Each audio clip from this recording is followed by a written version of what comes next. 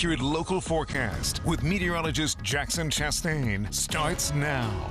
Well, we hit 91 yesterday, and that wasn't great. We had heat indexes that were upwards of 100 degrees locally, so that was just incredible. That's thanks to just the immense amount of moisture that we had in the atmosphere, which tends to make things feel hotter than maybe they actually are. So while the average was 87, we were overperforming by several digits there. And today, not really expecting the same. We kind of regress back to where we should be. Upper 80s, mid to upper 80s this afternoon. Still the chance for the stray shower or storm. We did have some flash flooding yesterday and last night.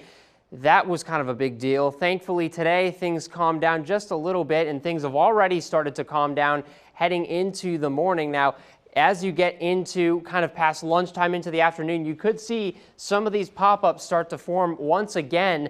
Those are going to be convectively driven. So again, kind of that bubbling water effect that you see during the summer of these just popcorn showers and storms.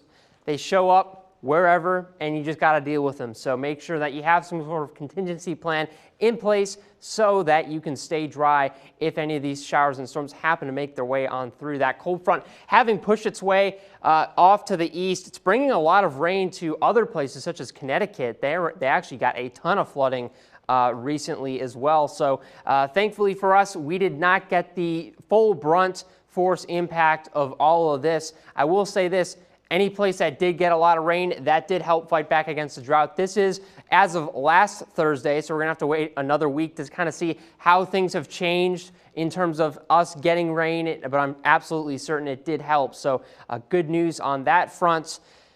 Humidity-wise, I think that's kind of the big question for us, because it's the rain, that's something that comes and goes, but the humidity has kind of stuck around, and that's actually made things just severely uncomfortable outside. Thankfully, we do have some relief on the way. That's heading into next week. We drop down into the 50s at some point, which for July, I think is absolutely just phenomenal to have dew points out in the 50s, because when was the last time you saw that?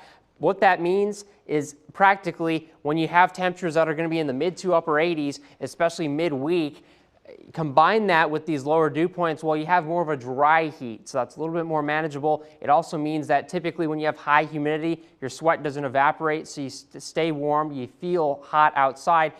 You're actually able to cool yourself down with these lower dew points. So it's going to feel better outside. I'm not saying it's going to feel perfect, but at 86 degrees with a 50-degree dew point, I think that's about as good as you can get for the month of July. So I'm kind of eyeing this Wednesday and Thursday time frame.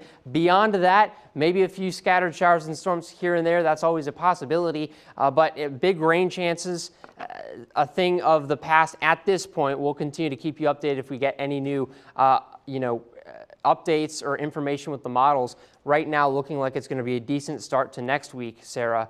And then after that, we'll see where we go from there. All right, Jackson, thank you.